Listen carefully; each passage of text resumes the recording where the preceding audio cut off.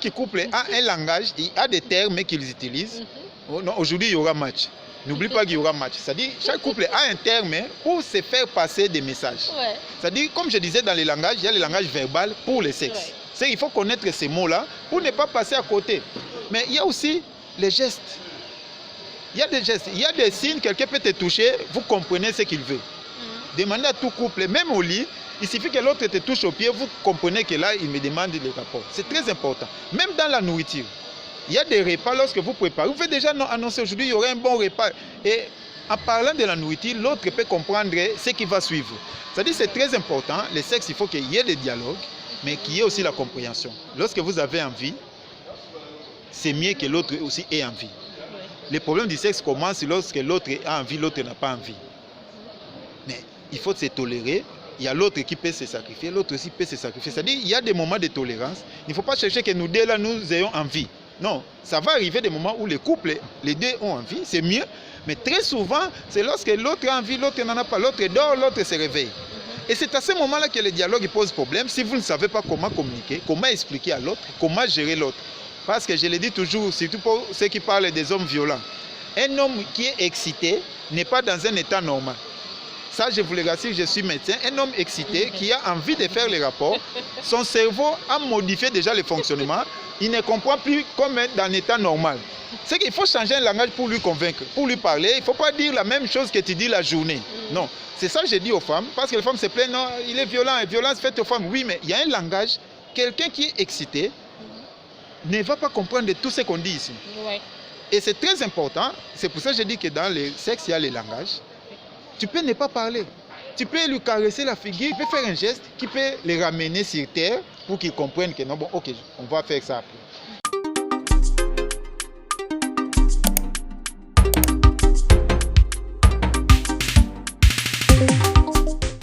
Ok, je disais que la communication avec ces 4 composantes, langage verbal, la voix et les tons, langage non verbal, et le langage paraverbal, c'est-à-dire les dialogues internes où vous parlez à l'intérieur, vous agissez à l'intérieur, tout ça c'est capté de l'autre côté. Ça veut dire qu'il faut étudier comment est-ce que vous communiquez parce que la compréhension, c'est là où ça pose problème. La compréhension de l'autre ne dépend pas seulement des mots, ne dépend pas seulement de la voix, ne dépend pas seulement des gestes, ne dépend pas seulement de votre dialogue intérieur, dépend de la totalité, la globalité de tous les 4 éléments. C'est ce que l'autre comprend. D'où, si nous rentrons maintenant dans le domaine d'un couple, le couple a intérêt parce qu'ils ont un objectif de vivre en commun, en harmonie déjà. C'est que leur communication est basée sur cet esprit d'amour, cet esprit d'unité. C'est-à-dire qu'ils ne communiquent pas par hasard, ils ne communiquent pas pour la politique, il y a des élections, non. Leur communication est centrée sur leur intention première qui est de vivre en commun avec amour. Ça veut dire que si vous voulez bien communiquer dans les foyers, il y a des principes qu'il faut respecter. La première des choses dans un couple pour bien communiquer, c'est d'abord se connaître. Parce que vous êtes 2 personnes qui semblent être une personne, mais vous êtes 2 personnes. Mais il faut se connaître et connaître l'autre. Souvent, nous sommes pressés à communiquer, mais est-ce que lorsque vous dites « papa », est-ce que votre mari comprend ça de la même façon? C'est-à-dire chacun a son cerveau pour comprendre. C'est ce que je disais, la compréhension dépend de chacun. C'est individuel, ce n'est pas les mots parce que j'ai écrit bonjour. Tout le monde qui va lire ça va comprendre que ça veut dire ça. Non, chacun va comprendre selon lui. Nous appelons ça selon la carte mentale. C'est-à-dire la compréhension est individuelle. Ça, j'insiste. La compréhension des mots dans la communication, c'est individuel. C'est-à-dire ce que moi je comprends, ce n'est pas à forcément parler ce que ma femme va comprendre. Ouais. D'où, avant que je m'exprime, je communique, je dois savoir qu'il y a des termes qui sont propres à moi, mais est-ce que ce sont les mêmes termes qu'elle va comprendre? Il faut se connaître et connaître l'autre. Et pour mieux communiquer, le premier principe, c'est qu'il faut être ce que nous appelons, il faut connaître votre ignorance. Il faut connaître votre ignorance, ce qu'on appelle la modestie. C'est-à-dire, il faut savoir que vous ne connaissez pas tout sur l'autre. C'est pour cela, la première chose, il faut connaître l'autre. Parce que si vous considérez que vous connaissez l'autre, vous allez commencer à dire des choses, vous supposez qu'il a compris. Mais en parlant de connaître l'autre, connaître sa femme, connaître son homme, docteur Julius, nous avons des couples qui ont eu 1 année de fiançailles, 2 ans de fiançailles, voire même 15 ans de fiançailles, depuis l'université. Donc, à cette heure-ci, mon mari fait ceci, mon mari raisonne comme ça. Maintenant, ces 2 personnes-là arrivées dans un couple, dans un même toit, ces 2 personnes n'arrivent plus à communiquer. Et pourtant, ce sont 2 personnes qui ont eu suffisamment le temps de se connaître, le temps de parler, docteur Julius. Alors, comment est-ce que vous interprétez cela? Bon, vous supposez qu'ils se connaissent. Vous supposez qu'ils se connaissent. Moi, je vous dirais que non. Il faut savoir d'abord, il faut que ça soit votre ambition. C'est-à-dire que si vous êtes dans un couple à 2, il faut que moi, j'ai l'intention. C'est pour ça qu'on appelle ça la modestie. Je puisse d'abord me définir que je ne connais pas l'autre. Je dois apprendre de l'autre. C'est qu'on ne connaît pas parce qu'on a passé 10 ans, 20 ans, 50 ans. Non, ce n'est pas ça la définition. Pour connaître l'autre, il faut d'abord savoir que j'ai l'intention, j'ai la volonté de le connaître. Et il y a des éléments pour connaître l'autre. Mais si vous avez cette volonté-là, en sachant que je ne connais pas tout de l'autre, je dois apprendre, c'est comme ça que vous pouvez le connaître. Mais ça ne suffit pas. Maintenant, dans la communication, il y a des éléments que nous appelons les lâcher prise. Lâcher prise, ça veut dire quoi? Lorsque vous communiquez, prenez le temps de parler comme l'autre. C'est comme ça connaître l'autre. C'est-à-dire que prenez, imitez le langage que l'autre utilise, le langage verbal de l'autre, les mots qu'il utilise. On appelle ça écoute active. C'est-à-dire, lorsque vous parlez avec quelqu'un, vous saurez quels sont les mots qu'il utilise le plus souvent. Commencez aussi à l'utiliser.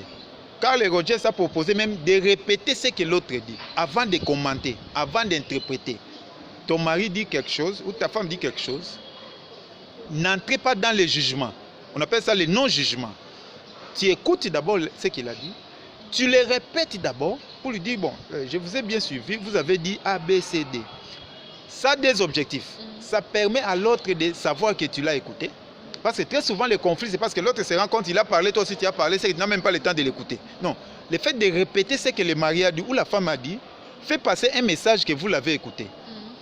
Et lorsque vous allez répéter, l'autre pourra savoir que tu as compris ou pas pour rectifier son langage ou améliorer. Et ça vous donne le temps aussi de réfléchir pour vous préparer à répondre. C'est qu'il faut éviter le tic-tac parce qu'il faut d'abord répéter ce que l'autre a pour se rassurer, lui rassurer aussi que tu l'as écouté. C'est les techniques, et même les politiciens l'utilisent, les grands hommes l'utilisent, c'est très efficace. Moi, je l'utilise dans les consultations. Et la première chose, c'est ce que je dirais. N'entrez pas dans l'interprétation, n'interprétez pas d'abord. Ni dans les jugements. Voilà, rassurez-vous que vous avez bien écouté. Pour rassurer ça, il faut répéter ça. Et l'autre va dire oui, c'est ce que j'ai dit. Ouais. Ce n'est qu'après que vous pouvez répondre. Non, ce n'est pas fini. Il faut maintenant lui poser des questions, des éclaircissements là où vous n'avez pas compris. C'est très important. Parce que l'autre peut dire que j'ai faim. Ok, moi je peux répéter, vous m'avez dit que vous avez faim. Il va dire oui. Mais est-ce que j'ai compris ce qu'il traduit par j'ai faim? J'ai faim là, ça peut être la nourriture, ça peut être autre chose, ça peut être les rapports sexuels. C'est que justement, pour ne pas tomber dans l'interprétation, il faut poser des questions maintenant sur le contenu de ce qu'il a dit. Parce que dans notre langage, comme je dis, il y a les non-dits. Et si vous vous précipitez dans l'interprétation, l'autre va parler de l'eau, vous parlez de la bière. Tous ces verbes, vous boire. Ouais, tout c'est pour boire. C'est la même chose avec le manger. C'est-à-dire que la technique consiste à reformuler ce que l'autre a dit, sans commenter, sans modifier, pour se rassurer que c'est ce qu'il a dit. De deux, s'il y a des éclaircissements, vous demandez. C'est que dans un couple, il faut toujours chercher les interprétations de la personne qui a parlé. N'interprétez pas. Parce que lorsque vous interprétez, c'est l'erreur que nous commettons dans la vie. Tu trouves quelqu'un qui est là, assis comme ça, tu dis, ah, il doit avoir des problèmes. Lorsque quelqu'un hausse un peu la voix, tu dis, ah, il est fâché. C'est toi, c'est pas lui. C'est toi, en fait, qui crée cet état-là. C'est ce qui arrive souvent dans les couples. Tu vois une femme, elle regarde la montre, le mari doit, d'habitude, rentre à 18h, il est 20h, 21h, et commence à interpréter. Ah, il doit être déjà chez une autre femme. Il a encore commencé. Il n'a pas posé la question, il n'a pas vérifié. Il commence à interpréter et elle change d'attitude. La colère arrive, la jalousie arrive, même son langage change. Et lorsqu'il va passer dans la communication, même lorsqu'elle va dire bonsoir à son mari, le mari va sentir que ça ne va pas. Et même, c'est qu'il y aura déjà des problèmes. C'est-à-dire qu'on crée les problèmes par interprétation.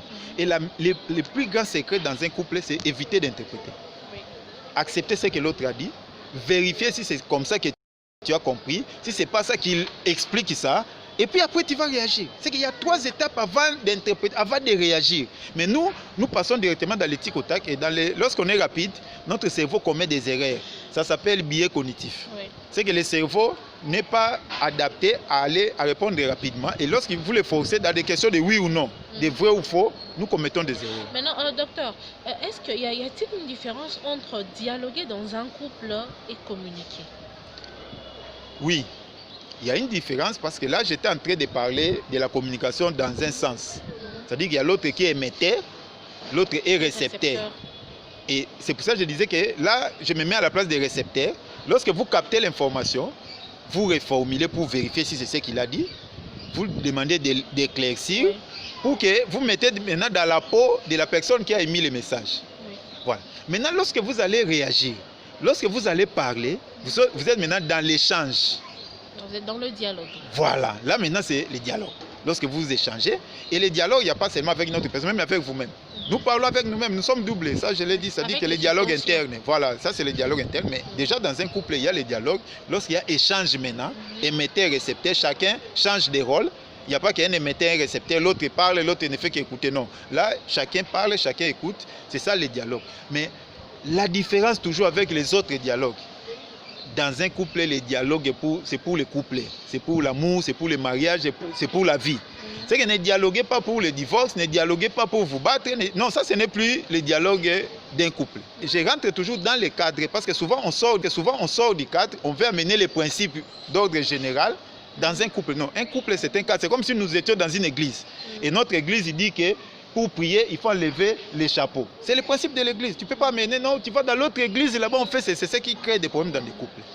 Maintenant, quelque chose que je vais ajouter, c'est que dans cet échange de dialogue, j'ai dit qu'il ne faut pas interpréter, il faut connaître l'autre, mais il faut être tolérant. Nul n'est parfait. Il faut être tolérant, pourquoi? Parce qu'il y aura des choses qui vont peut-être aller dans le sens négatif. Nous avons corps, âme, esprit. Le corps fonctionne avec des sensations. L'âme fonctionne avec des sentiments et des émotions. L'esprit avec des idées, des pensées. Les sentiments, c'est la base de notre vie. C'est l'énergie, c'est la force. C'est-à-dire, lorsque vous faites quelque chose avec amour, même s'il y avait des défauts, l'amour va réparer ça. C'est-à-dire, tu peux même crier sur ta femme ou sur ton mari, mais si c'est l'amour qui est la base, il peut même trouver ça amusant.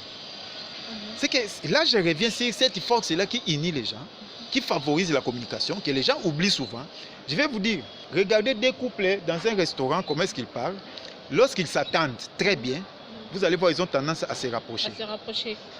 Même pour parler, ils parlent calmement, à tel point qu'ils peuvent même ne plus parler, mais ils vont continuer à communiquer. Ça, c'est l'amour. C'est-à-dire la communication, ce n'est pas seulement parler, même le silence fait parler.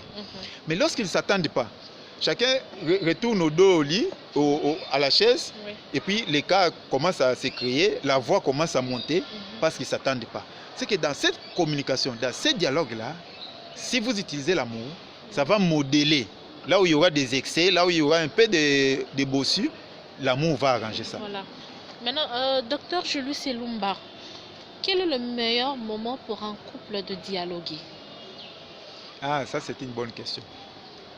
Le meilleur moment pour un couple, c'est pour dialoguer. D'abord, je vais vous répondre qu'il n'y a pas un couple type. Il n'y a pas, on va dire non, bon, on va imiter tel couple, non. Il n'y a pas un couple modèle pour dire que non, on va faire ça, ça, ça passe. Sinon, vous allez tomber aux 3 pièges de la communication. Nous appelons ça les métamodèles. Je vais donner d'abord les 3 pièges, là, je vais vous dire les moments. La première, c'est la généralisation. Lorsque vous parlez à quelqu'un, lorsque vous communiquez, évitez de généraliser. Parce que l'autre a mangé, ça lui a fait mal au ventre. Vous dites à tout le monde, cette histoire-là, si tu manges ça, tu auras mal au ventre. La personne a fait quelque chose une seule fois. Vous supposez que dans sa vie, c'est ce qu'il fait. Il a menti une seule fois, vous l'appelez menteur. Il devient un menteur. Ça s'appelle la généralisation. Dans la communication, dans les couples, ça crée des problèmes. Il ne faut pas généraliser ce que la personne a fait peut-être une fois ou 2 fois. Vous considérez que lui, il est toujours comme ça. Ça, c'est un défaut de communication. De deux, il y a ce qu'on appelle la suppression ou l'omission. C'est-à-dire, lorsque nous parlons, nous enlevons d'autres informations. Nous disons ce qui est essentiel. Mais c'est essentiel pour toi. Est-ce que c'est essentiel pour l'autre? Vous cherchez que l'autre puisse comprendre. Il va te demander, bon chéri, tu étais où? Non, j'étais parti voir mon ami. Vous vous arrêtez là. Est-ce qu'en disant que tu étais parti voir ton ami, est-ce qu'il a eu des réponses de tout ce qu'il avait besoin? Non. Mais vous supposez qu'en disant que j'étais parti voir mon ami, il saura ce qui s'est passé, il saura que j'ai pris un taxi, ça a eu des retards de transport, j'étais chez mon ami, je ne l'ai pas trouvé, je l'ai entendu. Toute cette histoire-là, tu résumes ça que non, je viens de voir mon ami. Ça s'appelle l'omission. C'est-à-dire vous coupez d'autres informations, que, bon, il va se débrouiller. Et c'est là où il y a l'interprétation, là où ça crée des problèmes. Troisièmement, il y a ce qu'on appelle la distorsion. La distorsion, c'est ce qu'on a étudié en mathématiques. A égale B, on relie deux sujets alors que ça n'a pas de lien. Tu vois quelqu'un avec une carte bancaire, tu dis que tu as beaucoup d'argent. Ça s'appelle une distorsion. C'est-à-dire que vous croyez qu'une carte bancaire a des rapports avec de l'argent. Non, c'est faux. La carte, il n'a rien à voir là-dedans. Et la carte, il peut ne pas être pour lui. Ça peut effectivement avoir l'argent, mais ça peut aussi rien avoir. Ça s'appelle une distorsion. C'est qu'on interprète des choses comme ça et ça crée des problèmes. C'est qu'il y a la généralisation, l'omission et la distorsion, c'est ce qui crée des problèmes. Maintenant, le meilleur moment pour communiquer, pour dialoguer dans un couple, ça je peux vous le rassurer, c'est lorsque nous sommes détendus, lorsque nous sommes relaxés, lorsque nous sommes dans un état apaisé. Pourquoi je le dis? C'est scientifique. Notre cerveau a un rythme de fonctionnement. Comme nous parlons là en état de veille, on réfléchit, on regarde la télé, on parle, nous fonctionnons, c'est comme une machine, c'est comme un ordinateur en plein régime. C'est une mauvaise période pour passer une bonne information. Mais en dessous de cet état, entre le sommeil et cet état de veille, on a un état qu'on appelle l'état de repos, de relaxation. Lorsque quelqu'un se repose, lorsque quelqu'un est en bon état de détente, c'est à ce moment-là que les informations sont bien traitées, bien analysées. Bien captées. Bien captées. Je vais vous donner un exemple. Beaucoup de choses que nous avons retenues dans notre vie, nous l'avons entendu de nos parents, de notre maman. Vous savez comment est-ce qu'elle parle? À voix basse. Elle dit, bon, Gabriela, tu sais, chez nous, on fait ça, ça, ça, ça. C'est cette information-là qui est restée jusqu'à aujourd'hui. Mais lorsqu'elle a crié, ça ne passait pas. C'est scientifique, crier. Lorsqu'on est dans la colère, au lieu dans l'agitation, notre cerveau modifie sa façon de fonctionner. Ça n'apprend pas. C'est scientifique, notre cerveau n'apprend pas pendant le stress. C'est pour cela que vous allez vous dire, mais j'ai l'esprit qui ne comprend pas. Vous criez, il ne comprend pas. Non, personne ne peut comprendre dans le stress. Dans le stress, c'est l'oubli, la mémoire est perturbée. Je peux donner autant d'exemples. Lorsque vous êtes stressé, vous allez commencer à chercher votre téléphone. Vous allez demander à nos amis ici, mais docteur, j'avais un téléphone. Lui va vous dire, mais tu as ça à la main. Vous ne voyez plus ça, mais vous avez ça. C'est comme ça. Lorsqu'on est agité, on est perturbé, l'analyse aussi est perturbée. C'est que le meilleur moment, c'est le moment où on est détendu. C'est que dans les couples, il faut savoir déceler quand est-ce que mon ami, mon conjoint est détendu. La détente, on sait c'est que lorsqu'on est au repos, lorsqu'on vient de se réveiller ou on veut aller dormir, c'est pendant cette période-là où quelqu'un peut vous écouter sans faire beaucoup d'efforts. Vous n'avez pas à crier, non, il va vous écouter, parler à voix accomplie, ça va passer. Utilisez la voix que nos amis catholiques utilisent, parce que là aussi c'est scientifique, c'est ce que nous on utilise aussi en sophrologie. Une voix monochrone, comme une musique, mais il ne monte pas, il ne descend pas. C'est très important, c'est une voix étudiée scientifiquement, notre esprit capte des informations comme ça. C'est ce que j'ai donné l'exemple de la maman qui nous prodiguait des conseils. Jamais une maman prodigue des conseils à son fils en criant, en parlant très fort. Non, elle baisse la voix. Vous vous rapprochez peut-être avec l'oreille et elle donne des informations. Et là, ça entre, ça s'installe. Voilà, docteur Julius. Et qu'en est-il du dialogue et le sexe dans un couple? Voilà, le dialogue et le sexe, bon, d'abord c'est différent. Le sexe est une autre activité. Mais c'est dans le sexe qu'il y a le dialogue. Oui. Parce que le sexe aussi, ça a un langage. Dans le couple, il faut se connaître pour comprendre les langages. Oui. Comme j'ai toujours expliqué, dans un couple, le sexe se prépare. C'est comme une activité, c'est comme une journée. Comme on dit, j'ai un agenda. Je vais faire ça, ça, ça, ça, ça. Les gens oublient souvent que vous pouvez planifier aussi la nuit. Oui. Vous pouvez planifier aussi la journée. Et puis le sexe, ça n'a rien de rapport avec la nuit. Le sexe, c'est à tout moment, n'importe quand vous pouvez le faire. L'essentiel, que ça soit aussi planifié. Mais ça ne sera pas du calendrier, non. Il ne faut pas être dans le strict sens ou non. Il faut être dans les lâcher prise, c'est-à-dire que apprendre les langages. Le langage du sexe, c'est quoi? Il y a un langage verbal. Oui. Il y a des mots que vous pouvez dire pour savoir que nous allons faire les rapports sexuels. Tel que, docteur. Pardon? Tel que. Les mots, dans chaque couple, aujourd'hui, par exemple, quelqu'un peut dire, bon, on va jouer notre film. C'est-à-dire, chaque couple a un langage, il a des termes qu'ils utilisent. Aujourd'hui, il y aura match. N'oublie pas qu'il y aura match. C'est-à-dire, chaque couple a un terme pour se faire passer des messages. Ouais. C'est-à-dire, comme je disais dans les langages, il y a le langage verbal pour le sexe. Ouais. Il faut connaître ces mots-là pour ne pas passer à côté. Mais il y a aussi les gestes. Il y a des gestes, il y a des signes, quelqu'un peut te toucher, vous comprenez ce qu'il veut. Demandez à tout couple, même au lit, il suffit que l'autre te touche au pied, vous comprenez que là, il me demande les rapports. C'est très important. Même dans la nourriture. Il y a des repas, lorsque vous préparez, vous pouvez déjà annoncer aujourd'hui, il y aura un bon repas. Et en parlant de la nourriture, l'autre peut comprendre ce qui va suivre. C'est-à-dire c'est très important, le sexe, il faut qu'il y ait le dialogue, mais qu'il y ait aussi la compréhension. Parce que, moi je dis toujours aux gens, lorsque vous avez envie, c'est mieux que l'autre aussi ait envie. Le problème du sexe commence lorsque l'autre a envie, l'autre n'a pas envie. Mais il faut se tolérer. Il y a l'autre qui peut se sacrifier, l'autre aussi peut se sacrifier. C'est-à-dire qu'il y a des moments de tolérance. Il ne faut pas chercher que nous deux là, nous ayons envie. Non, ça va arriver des moments où les couples, les deux ont envie, c'est mieux. Mais très souvent, c'est lorsque l'autre a envie, l'autre n'en a pas. L'autre dort, l'autre se réveille. Et c'est à ce moment-là que le dialogue pose problème. Si vous ne savez pas comment communiquer, comment expliquer à l'autre, comment gérer l'autre. Parce que je le dis toujours, surtout pour ceux qui parlent des hommes violents. Un homme qui est excité n'est pas dans un état normal. Ça, je vous le rassure, je suis médecin. Un homme excité qui a envie de faire les rapports, son cerveau a modifié déjà le fonctionnement. Il ne comprend plus comme être dans un état normal. C'est qu'il faut changer un langage pour lui convaincre, pour lui parler. Il ne faut pas dire la même chose que tu dis la journée. Non, c'est ça que je dis aux femmes. Parce que les femmes se plaignent, non, il est violent, et violence faite aux femmes. Oui, mais il y a un langage. Quelqu'un qui est excité ne va pas comprendre de tout ce qu'on dit ici. Ouais. Et c'est très important. C'est pour ça que je dis que dans le sexe, il y a les langages. Tu peux ne pas parler. Tu peux lui caresser la figure, tu peux faire un geste qui peut les ramener sur terre pour qu'ils comprennent que non, bon, ok, on va faire ça après. Mais si lui parle, toi tu parles, alors que toi tu crois qu'il va comprendre, alors que lui c'est comme quelqu'un qui est ivre. C'est très important, d'où c'est ça la communication. Dans les rapports sexuels, il faut communiquer, il faut les préparer, il faut l'annoncer, mais il faut qu'il y ait la tolérance. Oui. Parce que chacun a ses états. On peut manger le même repas, on n'aura pas le même appétit. Oui. On peut boire la même boisson, on ne va pas s'enivrer de la même manière.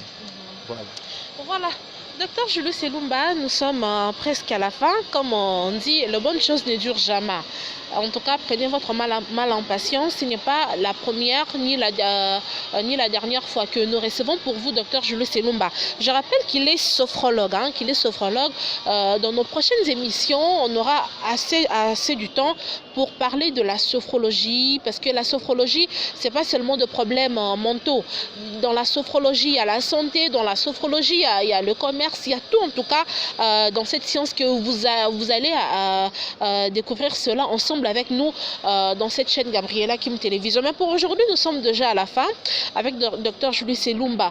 Un dernier mot à tous ceux qui nous ont suivis, à tous ceux qui nous suivent en ce net moment, docteur, à tout le couple, à tous les hommes mariés, à toutes ces femmes mariées et à tous ces hommes et femmes qui aspirent au mariage, docteur.